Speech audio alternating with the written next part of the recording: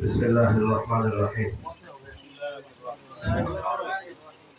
আমি নিজের নামটা বলবো।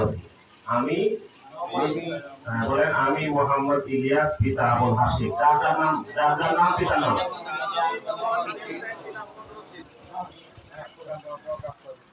যাকে বাংলাদেশ খেলাফত মজলিসের হোসেনপুর উপজেলা শাখার কমিটির সদস্য করা হয়েছে।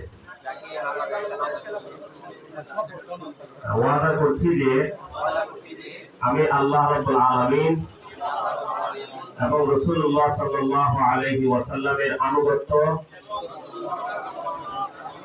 ও আদেশ পালনকে সবকিছুর উপরে অগ্রাধিকার দেব এবং সর্বাধিক গুরুত্বপূর্ণ মনে করব। আমার সকল কাজের লক্ষ্য আল্লাহর সন্তুষ্টি অর্জন এবং ইহকালের কল্যাণ ও পরকালের মুক্তি লাভ। সংগঠনের গঠনতন্ত্র ও নিয়ম শৃঙ্খলা মেনে চলব। সকল পর্যায়ে আমিরে মজলিসের আনুগত্য করব। আমার ঊর্ধ্বতন দায়িত্বশীলদের প্রতি শ্রদ্ধা ও তার নির্দেশ মেনে চলব এবং আনুগত্য করব।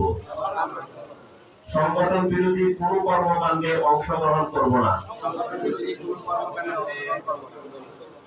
এবং সংগঠনের ভাব মর্যাদা পূর্ণ হয় এমন কাজ থেকে বিরত থাকব।